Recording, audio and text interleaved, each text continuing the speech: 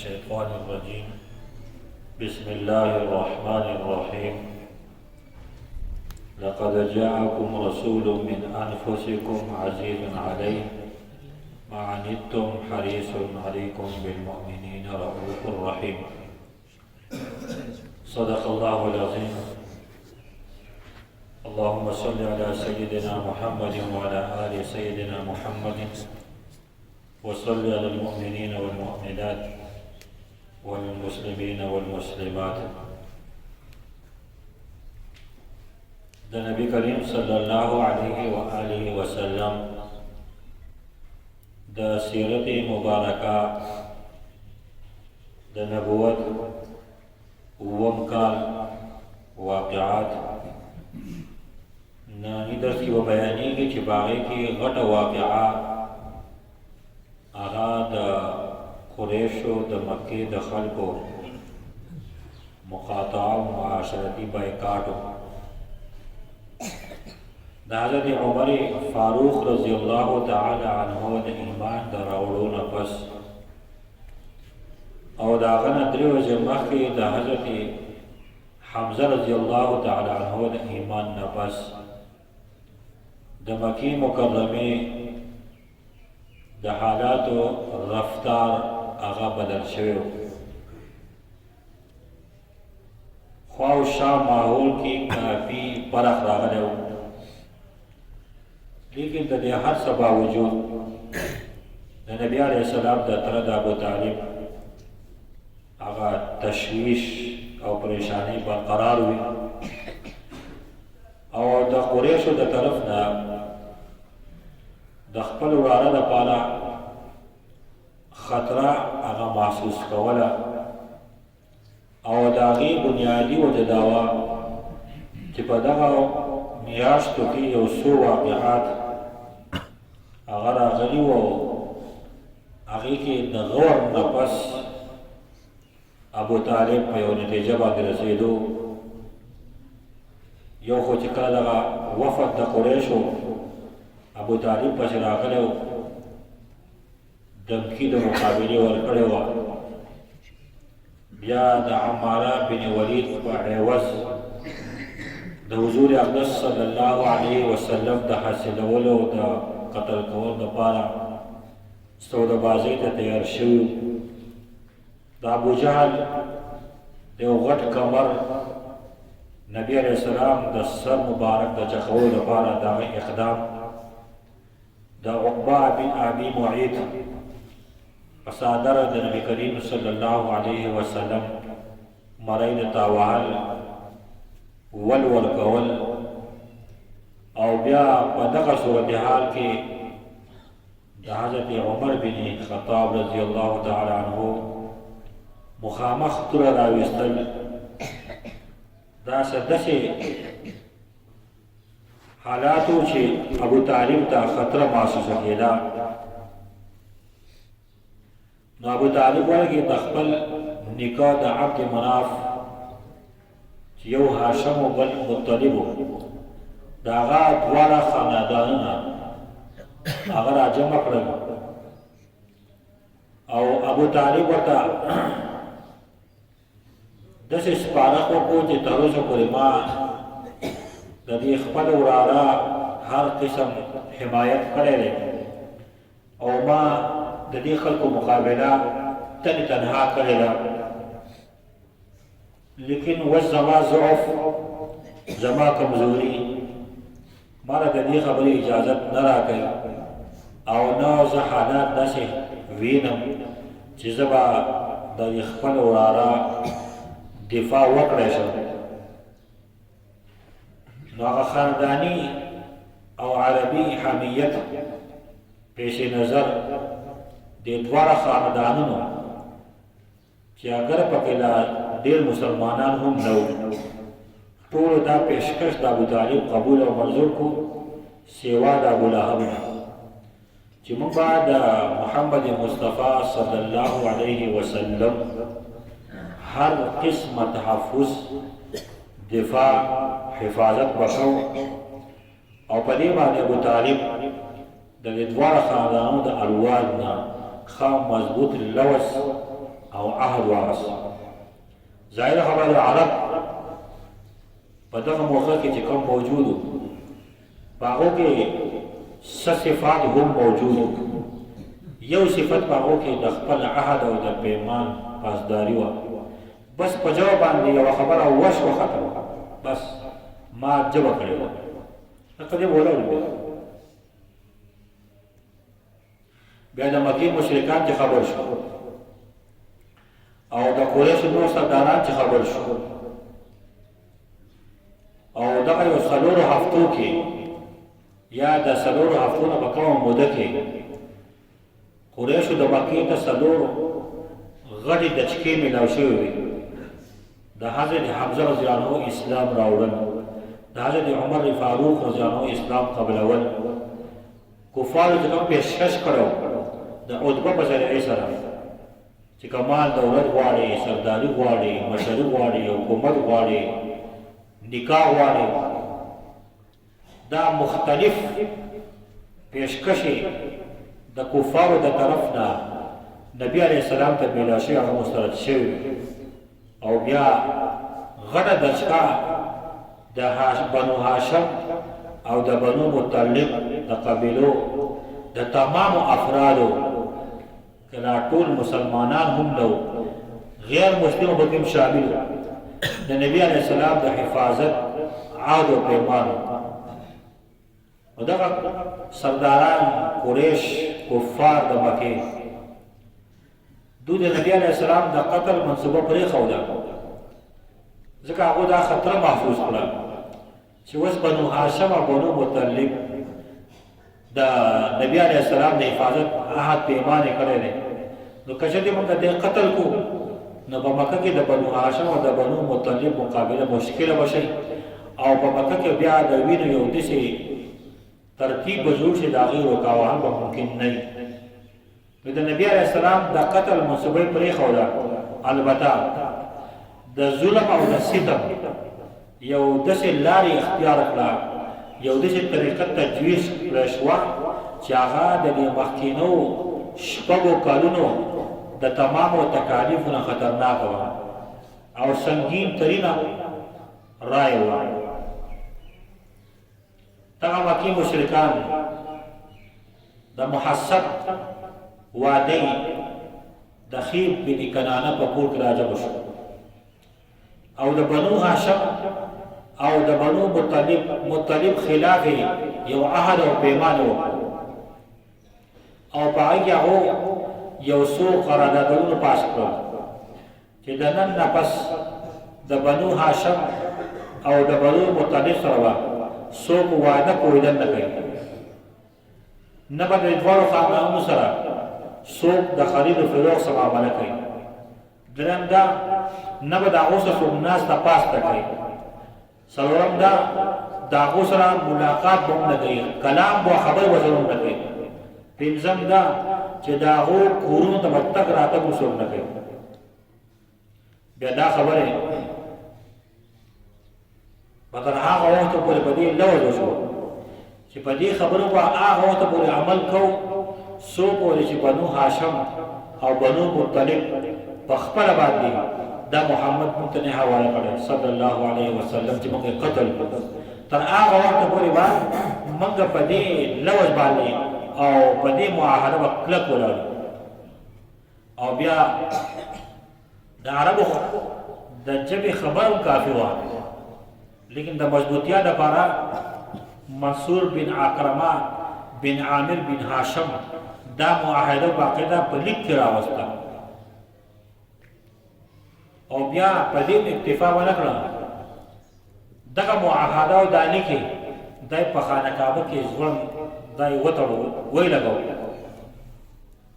حضور اقدس صلی الله علیه وسلم په بددعا سره د عامر بن هاشم هغه لاس هغه شل شو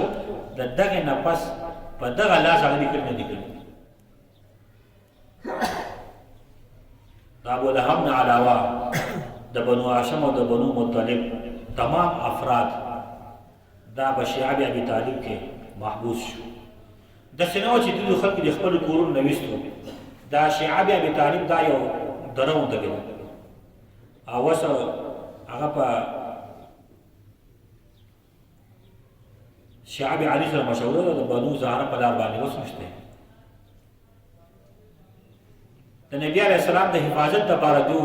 دغه ځای ته راوړ شو دا د هجرت د نبوت اووم کال دی د محرم د میاشتې اولنی تاریخ دی دا معاهده وشو د ابو طالب سره د نبي علیه السلام ډېره خطره وه نو هغه به د نبي علیه السلام د حفاظت دپاره هر ممکنه طریقې اختیارولې په دې دره کې 3 کاله دغه بنو هاشم او بنو مطلب ایستلي او د دې 3 کالو سخته او د دې 3 کالو هغه تکلیف هغه د سعد بن ابي وقاص رضی الله تعالی عنہ د دې قول نه پته لګي و یو وخت سره راغی چې زموږ سره د خوراک او د اسکاک تنظیم ختم شو او بل ته د مکی خلکو قریش او خاص کر ابو لهب د دې خبر اعلان کړو چې کم سوداګر د بهر نه سامان راوړي نو هغه به دا په بنو هاشم او په بنو مطلب باندې نه خرڅوي او کچته کې هغه د قیمت تپوس کوي قیمت په د حد نه زیات ویل کېږي چې هغه د اغوستو قابل نه وي او د دې سوداګرو چې څه نقصان کېږي هغه به زه ورکوم بلکې زه به دوی له دوی د دغه مال ډبل تریپل پیدا ورکړم مسلمانان به راووتل قافلې به راغلې وې د خوراک او د اسکاک د څیزونو تپوس به وکړو لیکن هغه قیمت په دومره حد ته و چې هغه د هغو د اخیستو قابل به نه و د هغو په وس کې به نه و دومره حد ته خبره ورسېده چې ماشومانو د ژړا اوازونو د لوږې او د تن د لوږې د وجې نه د مکې خلکو به اورېدل خاندل به کوي مذاق به کوي او حد دې ته ورسېد خبره دومره حد ته ورسېده چې په پاڼو باندې او په دې وښو باندې بس ټایم پاس کوي سعد بن ابي وقاص رضی الله تعالی عنه فرمایي چې زه وږی شوی وم پیرا لاس مې تپو یو څیز مې په لاس باندې راغی نو د مخې سره مې هغه تېر کړو قسم خوري د الله په ذات مې د قسمې اوس هم لا ما ته پته نشم څه شی خوړلی او یوه شپه وږی شوم راووتم د اوښ د څرمنې یوه ټوټۍ مې ولیده چې هغه وچه شوې وه هغه مې راواغسته ومې وینځله صفا مې کړه ومې ټکوله د هغې نه مې پوډر جوړ کړو او 3 شپې او 3 ورځې ما د اوبو سره په هغې باندې ګزاره کړې د ماشومانو د خوراک دپاره په غېږه کې زنه و د 3 کاله نبي علیه السلام باوجود د دې چې دومره سخته وه نبي علیه السلام او صحابه کرامو حالانکې حضرت حمزه غونته کې هستي د حضرت عمر په شانته کې شخصیت د کفار د هر قسم مقابلې لپاره تیار وو لیکن د بل نه حکم نه و نبی کریم صلی الله علیه وسلم بس صحابو ته صبر درکړي مسلمانانو ته صبر درکړي بس او داسې نو چې الله پاک دا څه نه لیدل موږ نن معمولي سخت راشي موږ هم الله پاک ته د پیغمبر علیه السلام نه غټه حسنه ته د پیغمبر علیه السلام نه پس الله پاک زیات نږدې چې موږ باندې معمولي غوندې که سخت راشي بس موږ دین پرېږدو موږ عمل پرېږدو نبي علیه السلام دا 3 کاله کومه سخته تېره کړې ده نبي علیه السلام دین نه دی پرېښودی د دین دعوت نبي علیه السلام نه دی پرېښودی صحابه کرامو باوجود د دې سختۍ نه هغو د دین په باره کې یو قدم نه دي شاته شوي په دې حالاتو کې بعضې کسان د مکې داسې وو چې هغو په دوی باندې رس وځېدل رسوا دي خلک لکه یو پکې حکیم بن حزام رضی الله عنه دی مسلمان شوی نه دی دا د حضرت خدیجة الکبرا رضی الله عنها وراره دا پټ پټ داسې کله کله به یې خپلې ترور له سره لېږل یې به یې وربشې هغسې روانې کړي ابو جهل مخې ته ورغی ښه دا مونږ وایو چې دا دوی څنګه باندې دې پټ ناستي او دوی د صبر کوي دا تاسو دا پټ پټ شیزونه وړئ دا خو زه نه پوهېږم دا باندې نه ځي حکیم بن حزام ورته وایي دا زما نه برداشت کېږي چې مونږ په خپله خوراک او څښاک کوو او زموږ نږدې خلک هغه دې وږي ټکي ماشومان د لوږې نه جاړي او شپې ورځې لوږې تېروي دا زما نه برداشت کېږي په دې بحث کې چې حکیم بن حزام دغه سامان وړل غوښتو او ابوجهل نه پرېښودو ابوالبختري راغی هغه ابوجهل ته ګوره انسانیت ته یو څیز پکار دی دا انسانان دي زموږ رشته داران دي دی به پرېږدي دی به ته وړي د ابوجهل هغه یې ورسره تکرار راغی ابوالبختري د اوښ یو هډوکی پروت هغه راواغست ابوجهل له ستر نه وتمبو د ابوجهل سر مات شو نو ابوجهل وایي چې زه په دې نه یم خفه چې ما سر مات شو زه په دې خفه وم چې حضرت حمزه راته لیدل هغه دا لیدل چې په خپلو کې ولاړ شو وایي زما لپاره د خفګان خبره دا وه هغه سامان د حکیم بن حزام هغه روان شو او ترور ته ورسېد خو د ابوطالب سره د نبي علیه السلام د زندګۍ دومره خطره وه چې کله کله به راغی نبي علیه السلام ته سمله د شپې په اول ځای به یې سملاو بیا به د شپې لیټ ټایم د هغه د بسترې ځای بدل کړو خپل یو وراره خپل یو بچی د خاندان بل کس به راولېږو وایي ته د نبي علیه السلام په بسترې کې سمله او نبي السلام پلانکي بې ځای ته ولېږه څه د کفار د شپې په ده باندې حمله ونه کړي دا 3 کاله بنو هاشم بنو مطلب په دغه دره کې تېر کړي دي بیا الله رب العالمین یو ترتیب دی الله تبارک وتعالی په انسان باندې امتحانات راولي بیا د امتحان دور ختمېږي د انسان ترقي کېږي دا د امتحان دور د صحابو د امتحان دور دغه کم یاداشت چې لیکلی شوی د هغې د ختمولو الله تبارک وتعالی اسباب برابروي 3 کاله د هجرت د نبوت لسم کال 3 کاله دوی په دغه ځای کې تېر کړل بعضې کسانو پټ پټ به سامان رالېږو د خوراک کار د شپې څونه پورې به د هغو نه وس کېده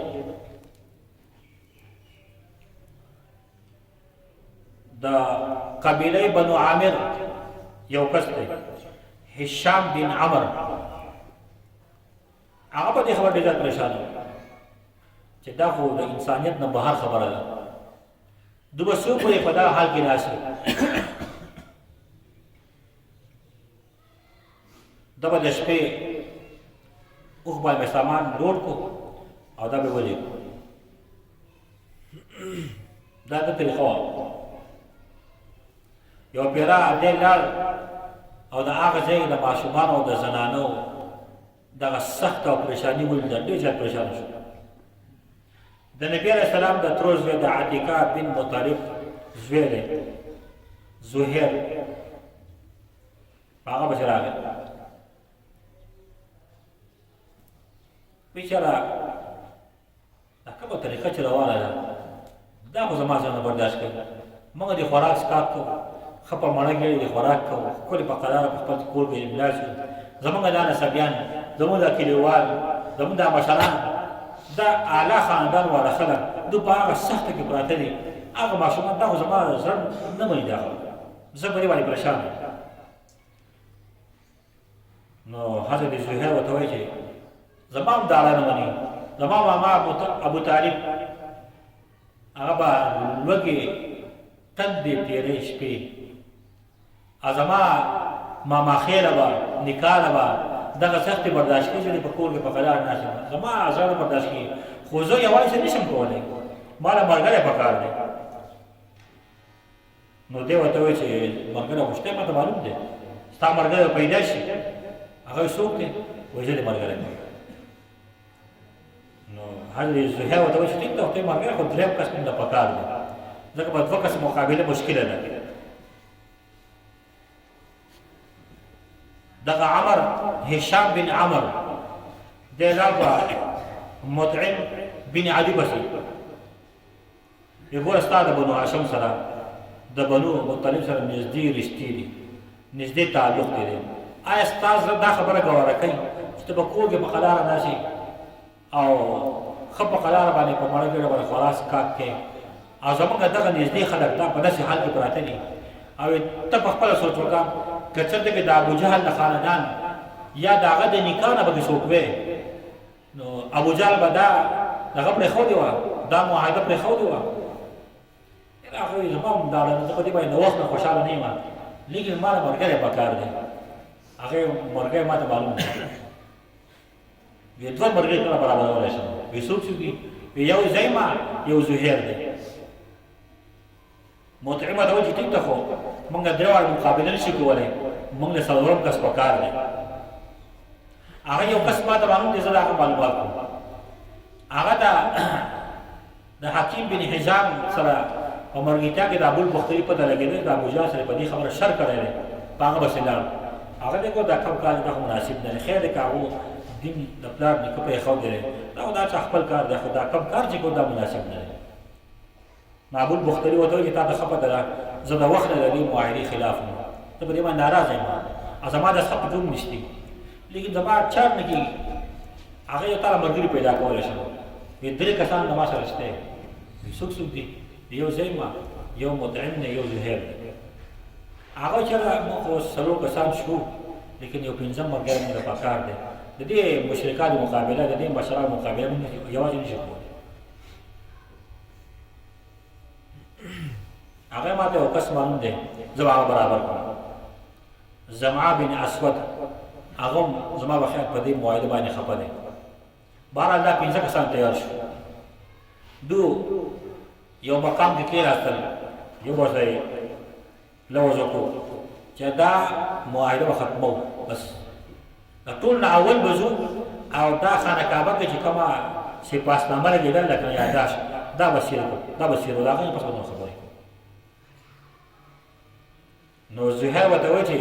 سهار به زه ابتدا به زه کوم، خبر به زه کوم، تاسو به زما د خبرې ملاتړ کوئ. صحیح ده. سهار شو، دا ټول رالو، خانه کعبې ګېټ چاپېره ناست دي، یو مجلس کې بل مجلس کې ابوجهل دې هم ناست دي. زهیر یو خاص ښایسته جوړه اغوستی ده، طواف یې وکړ، د هغې نه پس پاڅېد. د ای مکې والو آیا موږ به خورا څښاک کوو، ښکلې کپړې به اغوندو، بنو هاشم به تباه برباد کېږي، د هغو په لاس به خرڅ هغو ته د لاس ته نه رسي، نه څوک د هغو څه شی اخیستی شي.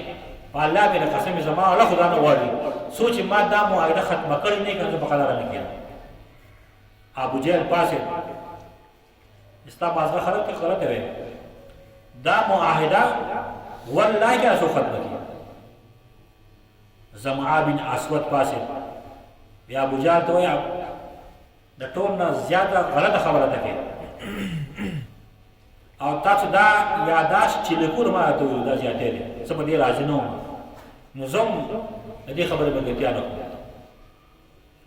ابوجهل هغه ته مخ کړو، په دې کې ابوالبختري پاڅېدو. ابوجهل ته وایي دا زمعه چې دا کومه خبره ده ټیک وایي، زه په دې نه یم راضي. دا خو انسانان خو نه کنه، زمونږ نږدې خلک دی، زمونږ رشته داران دي، زمونږ تعلقداران دي، 3 کاله اوس په دې سخته کې هغه پراته دي، ناست دي. نو زه خو د دې نه د براءت اعلان کوم، زه په دې کې نه یم. مطعم بن عدي پاڅېد، وایي دا ټول ټیک وایي، صحیح خبره ده، او ما په هغه ټایم دې انکار کړی و چې خیر دی موږ هر څه کړي خو دا طریقه ټیک نه ده. بیا دغه هشام بن عمر پاڅېد، دا کوم چې اولنی کس و، هغه جو ټیک وکړه دا زیاتی دا نه پکار. ابوجهل یو ته ګوري بل ته ګوري، وایي لکه دې څه ښکارېږي لکه تاسو چې بېګا جرګه کړي سړی یې کړي، دا خو د دې شی پیسې ده، بېګا جرګه شوې ده. بل طرف ته نبي علیه السلام خپل تره ابوطالب ته وفرمایل چې الله تبارک وتعالی ما ته وحی رالیږلې ده، کوم یاداشت چې دوی لیکلی دی هغه یاداشت صرف د الله پاک د نوم نه علاوه نور لیکل د هغې خوړلی شوي دي، وینو خوړل دي. نو ابوطالب راغلی خانه کعبه کې ولاړ دا خبرې اوري، خو د دې خلکو دا پته ورته نشته چې زما دې خولي او دې خلکو دا سلا کړې. قریش ورته وایي یو کار کوو، زما وراره یو خبره کړې ده، هغه وایي چې په دا کم یاداشت تاسو په خرابه کې لګولی دی په دې خانه کعبه کې دغه لګېدلی یاداشت د الله پاک د نوم نه علاوه په دې کې اسم نه دي پاتې په خپل هغه خوړلی شوي نو تاسو دا یاداشت راولئ که په دې کې د حقیقت دي شي چې د الله پاک د نوم نه علاوه نور څه لیکلي پکې نشته نو دا دې خبرې دلیل دی چې زما وراره په حقه دی نو دا عهد دې ختم کړي دا معاهده ختم شي او که داسې نه وه او دا لیکلي پکې وو بیا ستاسو فقط څه فیصله کوئ بعضې قریشو کې دا خبره تا د انصاف وکړه دا دغه به راولو دغه پاڼه به راولو دا یاداشت به راولو وبېلګو چې آیا دا واقعي دي چې دا که دا خبره ټیک وه نو بیا به موږ معاهده ختمو مطعم بن علي پاسې فورا لاړه د ټول نه مخکې هغه معاهده راویسته چې ویې کتل بسمک اللهم نه علاوه یو لفظ پکې نه یو لفظ نه د پیغمبر علیه السلام د نبوت د نبی علیه السلام د حقانیت یو روښانه دلیل د مکې مشرکانو یو پیره بیا ولیده لیکن صحیح قرآن کریم د هغې نقشه سره موږ ته ښیي وان یروا آیة یعرضوا ویقولوا سحر مستمر هغه سحر دی سحر دی دا یې ستا دی ورځ سحر کړی دی خو بهر خبره یې کړې وه معاهده ختمه شوه نبي علیه السلام صحابه کرام خپل کورو ته واپس راغلل بیا دې مشرکانو فیصله وکړه ابو طالب بیمار شو د دې شعب ابي طالب نه وروستو دوه درې میاشتې پس بیمار شو عمر د اتیاو کال نه سیوا شوی د مکې قریشو دا صلاح وکړه چې اوس ابو طالب ژوندی دی او دی د خپل وراره غټ سپورټ کوي که دی مړ شو او موږ بیا د ده خلاف څه اقدام چوتو نو خلک وایي چې ګوره تاسو دونه کمزوري خلک وایي دونه بېغیرته خلک وایي چې کله یې پرت ژوندی او تاسو غوړ نشي کولی خو چې کله تره مړ شو نو تاسو د ده د قتل منصبې رغوئ راځئ وایي د ابوطالب سره یو جرګه بیا کوو ابوطالب پسې راغلل چې ګوره ستا یو لوی حیثیت دی او موږ ته هم پته ده تا ته هم پته ده او دا حالات تا ته هم معلوم دي ته د خپل وراره په یو خبره باندې پابند کړه چې زموږ نه قلا شي زموږ د معبودانو نه قلا شي موږ به ده ته څه نه وایو دی هم موږ ته څه نه وایي ابوطالب نبي کریم صلی الله علیه وسلم راووښت او دغه د 50 کسانو وفد ابو جهل عتبه ربیعه ابو سفیان بن حرب هشام دا ټول پکې موجود امیه بن خلف دا زعما راغلي مشران هغوی څه خبره کول غواړي حضور اقدس صلی الله علیه وسلم وایي ما غوږ کې څه وایي هغوی موږ دا خبره کوو نبي علیه السلام خپل ته وایي زه دلته یو عجیبه خبره ښیم یو کلمه ورته ښیم چې کله هغه خبره هغه کلمه دې ووایي هغه کلمه دې اختیار کړي عرب خو له عرب دي عجب به وتابعدار شي ایو روایت دا دی چې نبی علیه السلام خپل ته وایي دې خلکو ته ووایه چې تاسو دې یوه خبره ښیي هغه خبره خپله کوي د عرب بادشاهان به تاسو لاس راشي او عجب به ستاسو تابعداري تاسو به جزیه او ټیکس به درکوئ ابو جهل کومه خبره ده دې موږ لس خبرې به وکړو دې به لس خبرې ته تیار یو حضور اقدس صلی الله علیه وسلم قولوا لا اله الا الله بس لا اله الا الله وایه بس وایه هغو دې ګډو باندې لاسونه کېښودل چا لاسونه راوت او مړه ویست ایله به ته دا خبره کوي اجعل الالهه اله واحدا ان هذا لشيء عجاب دا خو عجیبه خبره ده یو معبود به موږ جوړ کړو دا نه کېږي دې پرېږده خلاص دی دې پوه شه موږ پوه شه روان شو سوره صاد د هغې تفصیل ذکر کړی دی چې په کومه طریقه دوی واپس شول د نبي علیه السلام تره د هجرت په 10 کال د شعب ابي طالب د راوتو نه پس بیمار شو او د یو روایت مطابق په شپږمه میاشت شعب ابي طالب د واقعې نه پس هغه وفات شو او بیا د ابو طالب د وفات نه 3 ورځې پس د نبی علیه السلام بیبي حضرت خدیجه الکبرى رضی الله تعالی عنها وفات شوه دا دواړه د نبی علیه السلام غټ سپورټران د نبی علیه السلام زیات تحفظ په دوو مقاماتو باندې په کور کې د حضرت خدیجه الکبرى رضی الله عنها د طرف نه او بهر د ابو طالب د طرف نه دغه کال د نبی علیه السلام لپاره دا ډېر د غم و د عام په تاریخ عام الحزن ویل کی نبی علیہ السلام د دا کال د پریشانو بل ته د کفار د لار کولاو شو بس داغه د مخنی شو نو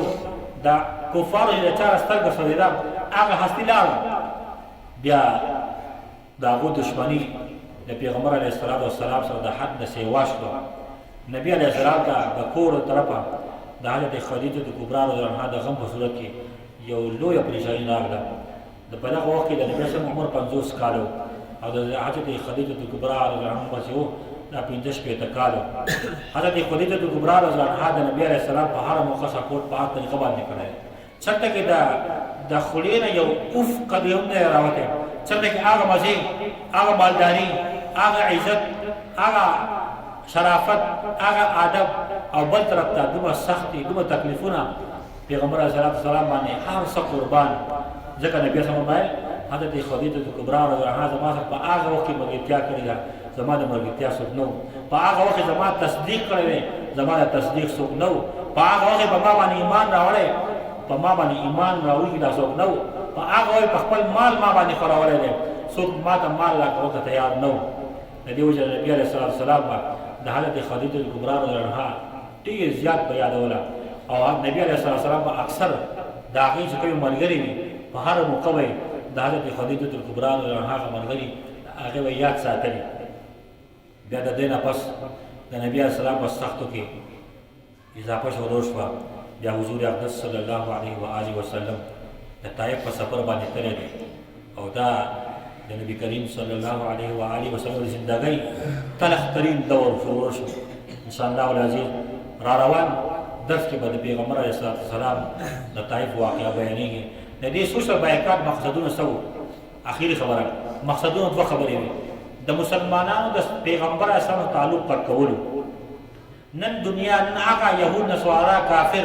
هغه په دې باندې لګیا دي د مسلمان د پیغمبر سره تعلق ختموي نن هغه باندې په دې طریقه کامیاب شو نن مسلمان نوجوان د خپل محبوب پیغمبر د زندګۍ نه خبره داغه د حالات نه خبره د پیغمبر اسلام د امتی چې کوم حیثیت تعلق پکار دی هغه تعلق ختم شوی دی زمونږ د 10 بنیادی مقاصد دي نو یو خدای کفار دا کوشش وکړو چې د مسلمانانو د پیغمبر په منځ کې تعلق ختمو بل د مسلمانانو په خپل منځ کې تعلق ختمو د بنو هاشم او د بنو مطلب نه علاوه په نورو قبایلو کې هم د خلک مسلمانان شي هغه دې سره وي دوی په دې ولا جدا جدا کو نن هغه يهود نسوارا په دغه طریقې لګیا دي په ټول دنیا کې ملکونه یو خاص احاطه کې راګیر کړل بس په دغه لګدا استعمال خدا ساسو د متبعات نه راځي تبع نه راځي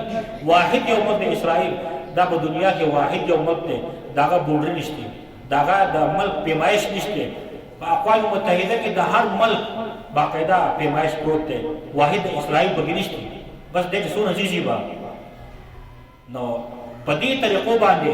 دغه خلک دا يهود نسوارا د خپل مشرانو په هغه طریقه باندې روان دي مسلمانان تفرقه کړل جدا کړل دیو په نه پیغمبر صلی الله علیه وسلم مسلمانان خدا د یو جسم بشان لګیږي نن مسلمان د بل مسلمان په یو ملک دنه داغه وینس کو د تیار نن حد دې پر رسیدلې ابا زمو مفتی د شکور سے هغه شهید شو ډیر خلک په پیټو باندې ورکوي شکر دې دار دې خوشاله انعام ولا بکار لکه یو عالم کم سے کم یو عالم په داسې طریقه باندې تبع باندې خوشالي کوي د علماء سره تعلق ختم شو دا د يهودو نصاراو طریقه د محترمو طریقه د سلام د مسلمان لپاره خپل ځان د دین سره جوړاو خپل ځان د پیغمبر سره جوړاو د نبی عليه السلام ژوندۍ خپل کو دا يهود نصارا باندې خبر کړي نن موږ د اسرائیل مقابل نشو کولای هغه خپل هغه پیځای باقاعده بارډر فور کړی دی موږ وسکو موږ هغه کار کوچ باندې خبر کړي په څه خبر کړي په دین خبر کړي په اسلام خبر کړي هغه د پیغمبر سره په تعلق باندې خبر کړي د خپل امتیان دغه سره ولې تعلق ساتي موږ یې دغه شروع دا دغه لپاره د سکر میزان خطرناک خبره الله رب العالمین د خپل محبوب محمد مصطفی صلی الله علیه وسلم سره تعلق مضبوط کی او الله پاک د پیغمبر سره محبت او مزه کوس کی واخر دعوانا ان الحمد لله رب العالمین اللهم صل على سيدنا محمد وعلى آل سيدنا محمد وصل على المؤمنين والمؤمنات والمسلمين والمسلمات اللهم إنك عفو تحب العفو فاعف عنا اللهم إنك عفو تحب العفو فاعف عنا. ربنا تقبل منا إنك أنت السميع العليم وتب علينا إنك أنت التواب الرحيم. وصلى الله على خير خلقه محمد وآله وأصحابه أجمعين.